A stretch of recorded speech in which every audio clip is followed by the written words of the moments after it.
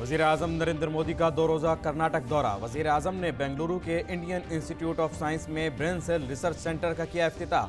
850 बिस्तरों वाले Bagchi Parthasarathi multi speciality अस्पताल का भी रखा संग बुनियाद।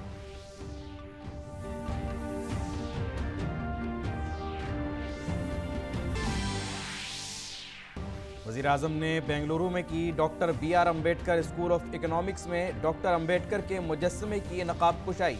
बेंगलुरु में 150 टेक्नोलॉजी सेंटर्स भी कौम के नाम किए वक्फ।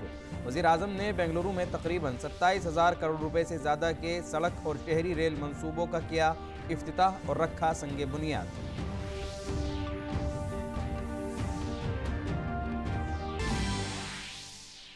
कर्नाटक की सकाफती राजधानी मैसूरू में 8वें बैनुल-अक़वामी योगा डे की मरकजी तकरीब के लिए तैयारियां शबाब पर। वज़ीर-ए-आज़म नरेंद्र मोदी करेंगे शिरकत।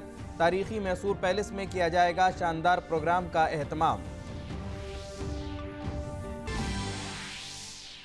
फौज में अग्निवीरों की भर्ती के ताल्लुक से नोटिफिकेशन जारी। जुलाई में शुरू किया जाएगा रजिस्ट्रेशन। आर्मी में 5 मुख्तलिफ ज़ुमरों में अग्निवीरों की होगी भर्ती।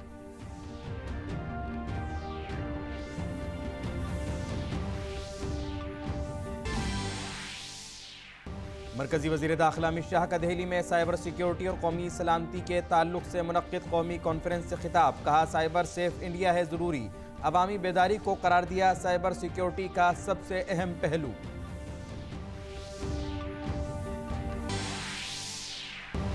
शुमाल मशरिकी भारत में बारिश ने मचाई तबाही। आसाम में सैलाब और मिट्टी के तोदे गिरने से 71 अफराद हलाक। मेघालय, त्रिपुरा और अरुणाचल में सैलाब और लैंडस्लाइडिंग की वजह से भारी तबाही। राहत और बचाव के कामों में फौज और डिजास्टर मैनेजमेंट मसरूफ। बिहार में बिजली गिरने और गरज चमक के साथ आंधी के वाकयात में 17 अफराद की मौत।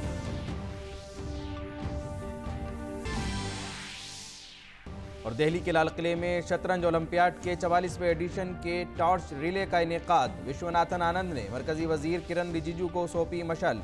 ग्रैंड मास्टर दुबेंदु बरवा मशल के साथ लेह के लिए रवाना।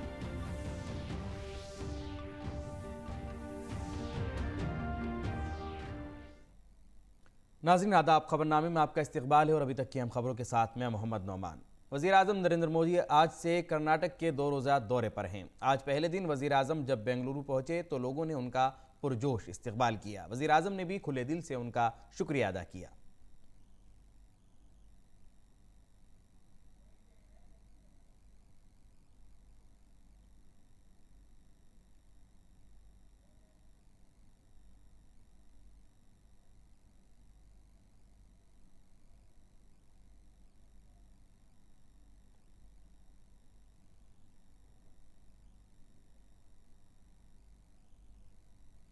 वज़ीर-ए-आज़म नरेंद्र मोदी ने बेंगलुरु में इंडियन इंस्टीट्यूट ऑफ साइंस का दौरा किया। वज़ीर-ए-आज़म ने centre for brain research (CRB) का इफ्तिताह किया। यहाँ उन्होंने बागची पार्थसारथी मल्टी स्पेशलिटी अस्पताल का संग बुनियाद भी रखा। ब्रेन रिसर्च सेंटर के इफ्तिताह के बाद वज़ीर-ए-आज़म ने यहाँ से मुताल्लिक़ तफसीली मालूमात हासिल की। इंडियन इंस्टीट्यूट ऑफ साइंस के डायरेक्टर ने वज़ीर-ए-आज़म को यहाँ होने वाली तहक़ीक़ और इससे मुताल्लिक़ तमाम कामों की तफसीलात से वाकिफ़ कराया।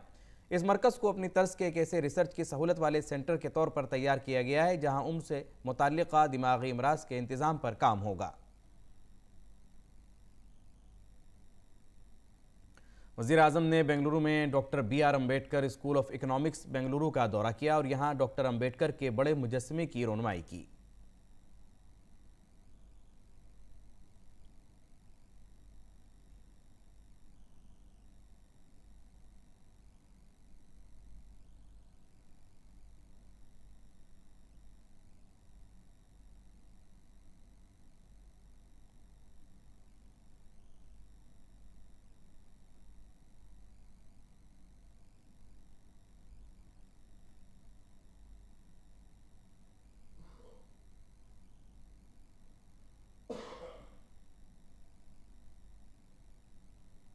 वज़ीर-ए-आज़म ने बेंगलुरु में 150 टेक्नोलॉजी मराकज़ को भी कौम के नाम वक्फ किया, जिन्हें पूरे कर्नाटक में सनअती तरबियती इदारों ITI में तब्दील करके तैयार किया गया है। वज़ीर-ए-आज़म ने यहाँ ITI नुमाइश का भी दौरा किया।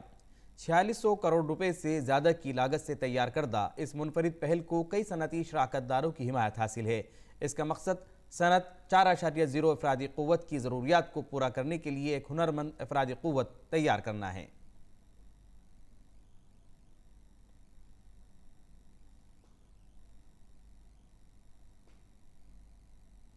वज़ीर-ए-आज़म ने बेंगलुरु में 27,000 करोड़ रुपए से ज़्यादा के रेल और सड़क के बुनियादी ढांचे के कई मंसूबों का इफ्तिताह किया और संगे बुनियाद रखा।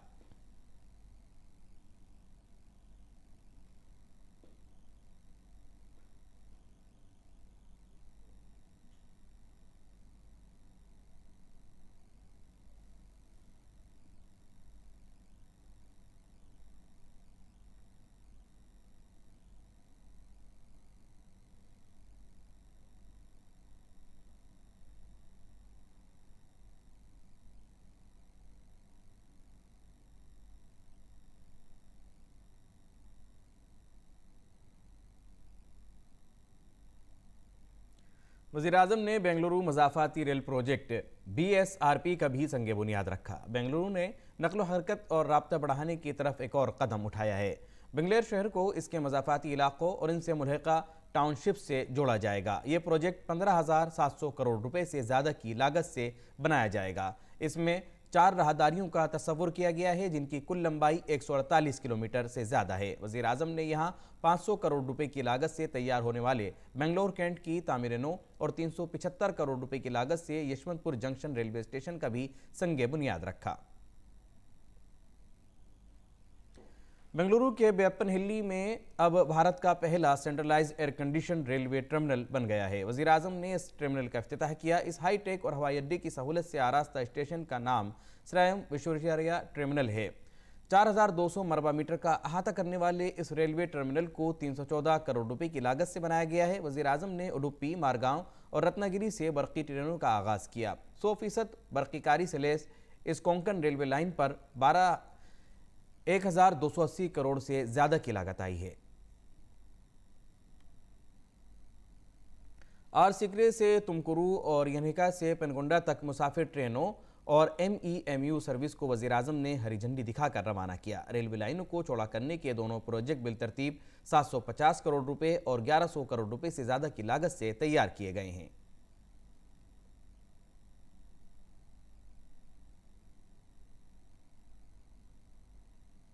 2,280 करोड़ रुपए से ज़्यादा की लागत से तैयार होने वाले इस प्रोजेक्ट से शहर में ट्रैफिक की भीड़ को कम करने में मदद मिलेगी। इसके अलावा वज़ीर-ए-आज़म ने कई दीगर सड़कों के प्रोजेक्टों का भी संगे बुनियाद रखा। वज़ीर-ए-आज़म ने तकरीबन 1,800 करोड़ रुपए की लागत से बेंगलुरु से तकरीबन 40 किलोमीटर दूर मुदलिंग नहल्ली में तैयार किए जाने वाले मल्टी मॉडल लॉजिस्टिक पार्क का भी संगे बुनियाद रखा। इससे नकलो हमल, हैंडलिंग और माल बर्दारी के अखराजात को कम करने में मदद मिलेगी।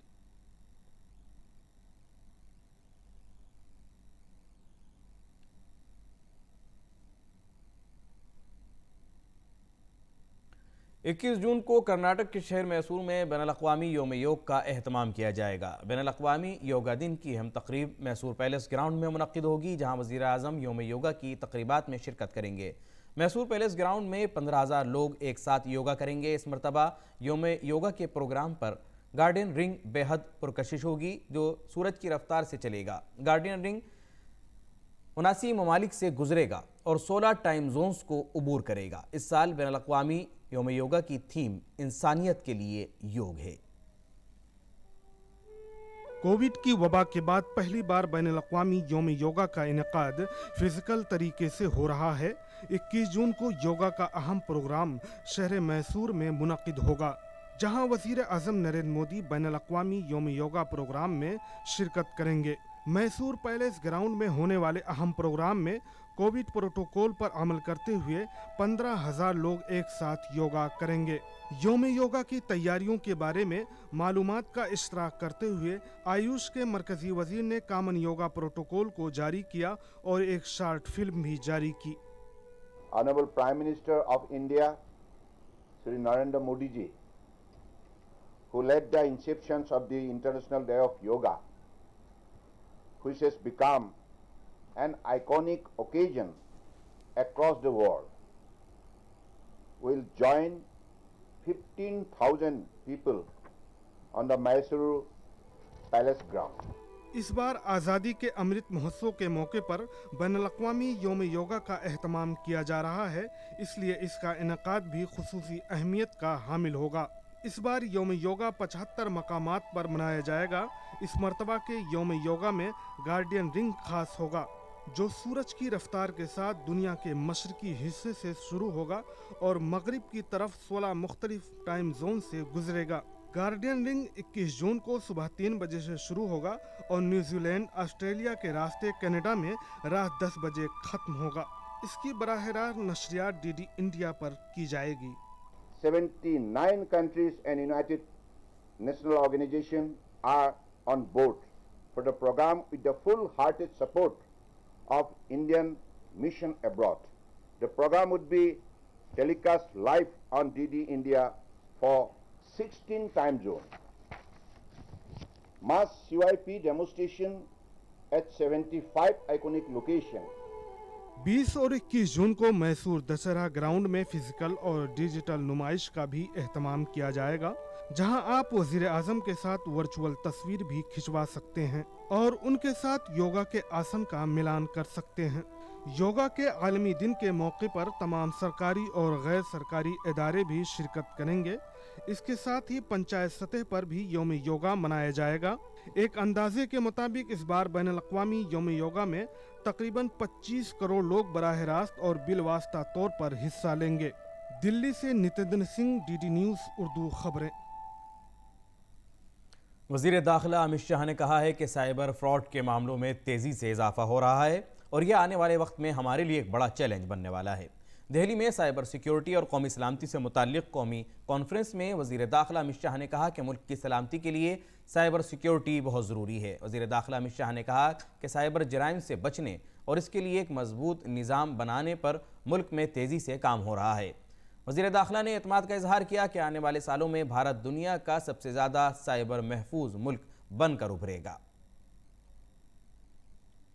हर क्षेत्र के अंदर देश को दुनिया में सर्वोच्च स्थान पर पहुंचाने के लिए किस प्रकार से उपयोगी हो, इसकी दृष्टि से अनेक विध कार्यक्रम अनेक मंत्रालयों को समाहित करते हुए बनाए गए हैं। कहीं पर वित्त मंत्रालय, जब आजादी की शताब्दी मनाई जाएगी तब आर्थिक क्षेत्र में भारत कहां खड़ा होगा, इसके लिए हमारे पास किस प्रकार की टेक्नोलॉजी उपलब्ध है, किस प्रकार की रणनीति बनानी पड़ेगी, हमारी क्षमताओं का संपूर्ण दोहन कैसे होगा, भारत कैसे मैन्युफैक्चरिंग हब बनेगा और दुनिया के अर्थतंत्रों में भारत सिरमौर कैसे बनेगा। मरकजी वज़ीर दाखिला अमित शाह ने विज्ञान भवन में मुनक्किदा साइबर सिक्योरिटी और कौमी सलामती पर कौमी कॉन्फ्रेंस में बतौर मेहमान खुसूसी शिरकत की। वज़ीर दाखिला ने कहा कि मुल्क के वज़ीर आज़म नरेंद्र मोदी का विज़न है कि जब तक मुल्क के हर शहरी को सहूलियात मैसर नहीं होती और वो तकनीकी तौर पर बाइख्तियार नहीं होते, उस वक्त तक डिजिटल सिक्योरिटी का मकसद पूरा नहीं होगा। काबिल ज़िक्र है कि मुल्क में साइबर जराइम की रोकथाम के लिए अवामी बेदारी पैदा करने की कोशिशों के तहत वज़ारत दाखिला की जानिब से कॉन्फ्रेंस का इनेकाद किया गया है। प्रधानमंत्री जी का विजन है कि प्रत्येक भारतीय को टेक्नोलॉजी से और इंटरनेट के माध्यम से अपने आप को सशक्त करना चाहिए। हमारे टेक्नोक्रेट कितनी भी सुरक्षा की सुविधाओं का अनुसंधान कर ले, कितने भी रास्ते ढूंढ ले, मगर लोगों में जागरूकता नहीं है तो जागरूकता के बगैर इसका उपयोग नहीं हो पाएगा। फौज में नई भर्ती के सिलसिले में मरकजी हुकूमत की तरफ से लाई गई अग्निपथ स्कीम के लिए फौज की तरफ से नई भर्तियों से मुताल्लिक आज नोटिफिकेशन जारी हो गया है। इसके लिए रजिस्ट्रेशन जुलाई में शुरू होगा। बर्री फौज में अग्निवीरों की 5 मुख्तलिफ कैटेगरीज होंगी। ये ज़ुमरे हैं: 1 general duty, 2 technical aviation ammunition exams, 3 clerk, 4 tradesman की 2 किस्में होंगी, 1 टेक्निकल और 1 general.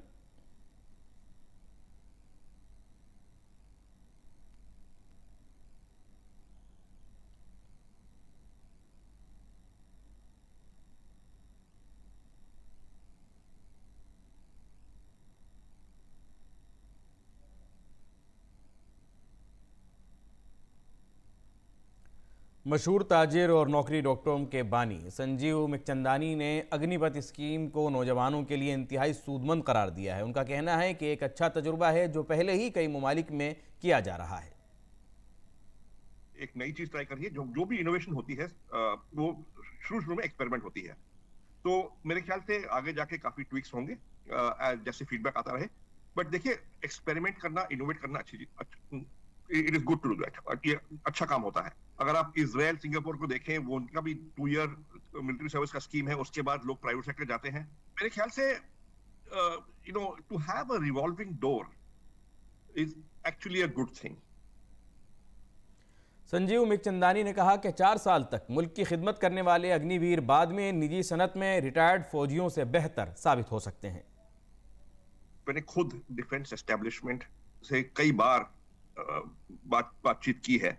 They've reached out to us कि भाई how do we improve, हम कैसे how do we improve the rehabilitation resettlement of ex-servicemen in civil society, private sector में। देखिए, अगर आपने 15, 20, 25 साल लगा लिए हैं आर्मी में या डिफेंस फोर्सेस में, तो आपकी सोच एक तरह की मोल्ड हो जाती है एंड आपका जो डोमेन एक्सपर्टीज होता है वो सेट हो जाता है।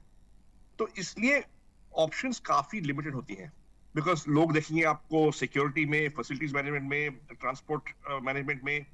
अगर आपके पास कोई टेक्निकल स्किल है उसी एरिया में देखेंगे, राइट?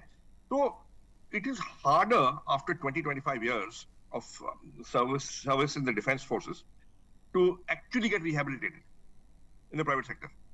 जब आप केवल 4 साल की हैं आपने, तो you are not set in those ways. You are actually have got the foundation of discipline, commitment and focus and a sense of service, which is a very good foundation. And उसके बाद आप कोई भी नौकरी कर सकते हो। तो दिस में एक्चुअली भी बेटर प्राइवेट सेक्टर में नौकरी करने के लिए। चंदानी ने कहा कि फौज में 4 साल अपनी खिदमत देने वाले अग्निवीरों में ऐसी कई खूबियां पैदा हो जाएंगी जिनकी वजह से उन्हें नौकरियां हासिल करने में आसानी होगी। नौकरी.com के बानी का ख्याल है कि तजुर्बाकार अग्निवीरों को इंडस्ट्री में 21 से 25 साल की उम्र के ना तजुर्बेकार नौजवानों के मुकाबले में ज़्यादा मौके मिलेंगे। उनका कहना है कि अग्निवीरों को खुद के कारोबार करने में भी आसानी होगी। डेफिनेटली 4 साल के एक्सपीरियंस के बाद शायद प्लेन कॉलेज ग्रेजुएट से काबिलियत थोड़ी ज़्यादा हो, बट मैं तो यही कहूंगा कि एडवाइस करूंगा कि पहले आप नौकरी कर लें in the private sector before trying to be self employed. थोड़ा तजुर्बा आ जाए, थोड़ा you know how that world works, तो रिस्क थोड़ा कम होगा, पर ये सेल्फ एम्प्लॉयमेंट ऑप्शन है। फौज में भर्ती की अग्निपथ स्कीम पर सियासत की वजह से होने वाले पुरतशद्दुद मुजाहरों के पेश नज़र दारुल हुकूमत दिल्ली के रेलवे स्टेशन पर सिक्योरिटी के पुख्ता इंतजामात किए गए हैं। RPF ने रेलवे इमलाक की सिक्योरिटी और अवाम की सिक्योरिटी का वसी इंतजाम किया है।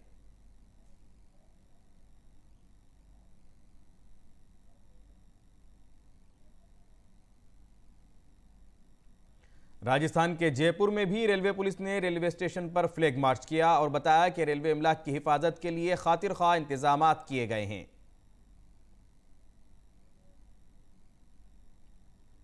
अग्निपथ स्कीम पर हो रही सियासत और बंद की वजह से आम लोगों को काफ़ी परेशानियों का सामना करना पड़ रहा है।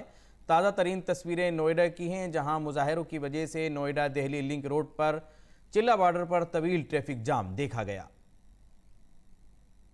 इस दौरान नोएडा के ACP रणविजय ने बताया कि मुजाहिरीन पर नज़र रखी जा रही है और इसके पेश नज़र यूपी पुलिस ने हिफाजती इंतजामात किए हैं। वेस्टर्न कमांड के chief of staff lieutenant general Vijay Nair ने फौज में भर्ती की अग्निपथ स्कीम पर हुकूमत के फैसले का खैर मकदम किया है। उनका कहना है कि इससे जहां एक जानिब फौज पहले से ज़्यादा ताकतवर होगी, वहीं इसके साथ ही हुब्बुल वतनी के जज्बे से काम करते हुए उन्हें रोजगार भी मिलेगा। फौज में भर्ती की अग्निपथ योजना पर major general GS Kahlon MG admin western command ने भी इस फैसले का खैर मकदम किया है। उन्होंने कहा कि वक्त के मुताबिक फौज के लिए किया गया फैसला बहुत मददगार साबित होगा। मरकजी वजीर अनुराग ठाकुर हिमाचल प्रदेश के हमीरपुर में त्रिदेव सम्मेलन में एक जलसे आम से खिताब उन्होंने किया। इस मौके पर उन्होंने फौज में भर्ती की अग्निपथ स्कीम का खैर मकदम किया और कहा कि नौजवानों को कम उम्री में मुलाजमत के साथ साथ तमाम सहूलियात फराहम की जाएंगी।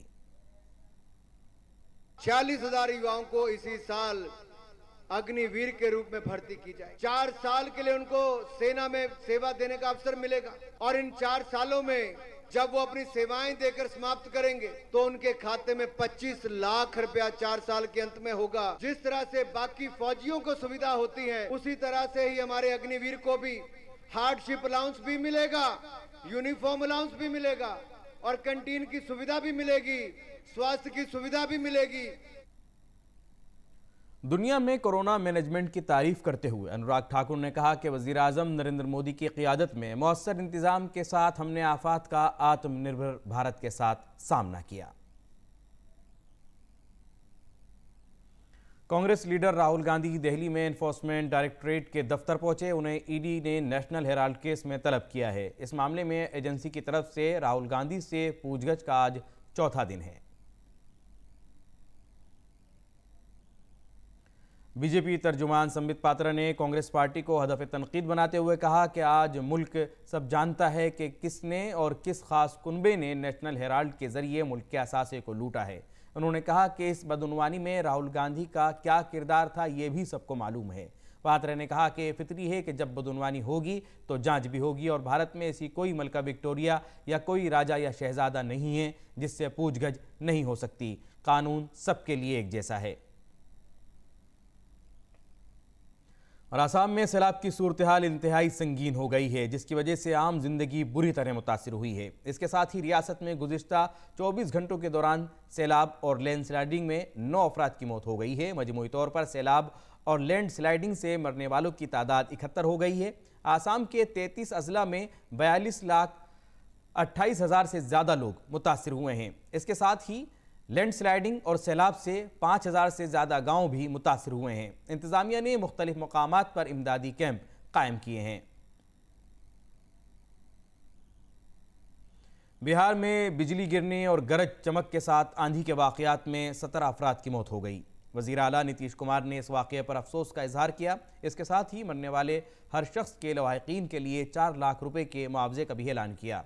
उन्होंने ट्वीट करते हुए कहा कि तूफान और बिजली गिरने से भागलपुर में 6, वैशाली में 3, खगड़िया में 2, कटिहार में 1, सहरसा में 1, मधेपुरा में 1, बांका में 2 और मुंगेर में 1 शख्स की मौत हुई है, जिससे मुझे बहुत दुख हुआ है। मुतासिरा ख़ानदान से गहरी ताज़ियत। तमाम मरने वालों के लवाहिकीन को फौरी तौर पर 4-4 लाख रुपए का नकद मुआवजा दिया जाएगा। लोगों से अपील है कि वो ख़राब मौसम में पूरी तरह चौकस रहें और गरज चमक से बचने के लिए महकमा डिज़ास्टर मैनेजमेंट की तरफ से वक्तन फ़वक्तन जारी करदा मशवरों पर अमल करें। ख़राब मौसम में घर पर रहें और महफूज रहें।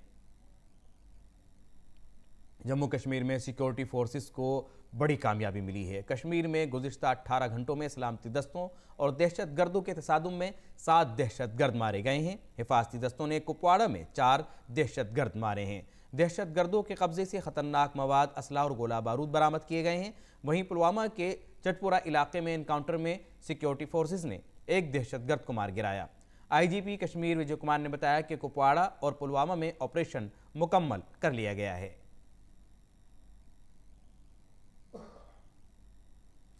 और गुजरात से तकरीबन 3,000 आज़मीन हज आज सऊदी अरब के जद्दा के लिए रवाना हो रहे हैं। अहमदाबाद के सरदार वल्लभ भाई पटेल बैनुल-अक़वामी हवाई अड्डे से आज से परवाज़ें शुरू हो रही हैं। सऊदी अरब ने रवा हफ्ते आज़मीन हज के लिए 7 आउटबाउंड और 7 वापसी परवाज़ें शुरू की हैं। कोरोना वबा की वजह से 2 साल के वक्फे के बाद हज का सिलसिला दोबारा शुरू हो रहा है। बांग्लादेश के वज़ीर ख़ारजा AK अब्दुल मेनन 3 रोज़ा सरकारी दौरे पर भारत में हैं। आज उन्होंने नायब सदर जमहूरिया M वेंकैया नायडू से मुलाकात की। दोनों रहनुमाओं के दरमियान 2 तरफ़ा उमूर पर तबादला ख्याल किया गया।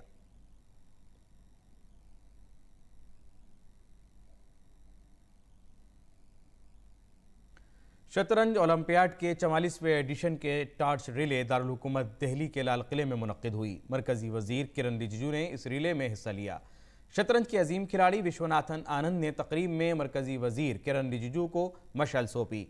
प्रोग्राम से खिताब करते हुए मरकजी वजीर ने कहा कि टॉर्च रिले शतरंज ओलंपियाड में एक नया तजुर्बा है। उन्होंने कहा कि इससे नौजवान नस्ल खेलों से रोशनास होगी। उन्होंने मजीद कहा कि शतरंज की इब्तिदा भारत में हुई और अब इसकी नई शुरुआत दोबारा भारत में हुई है।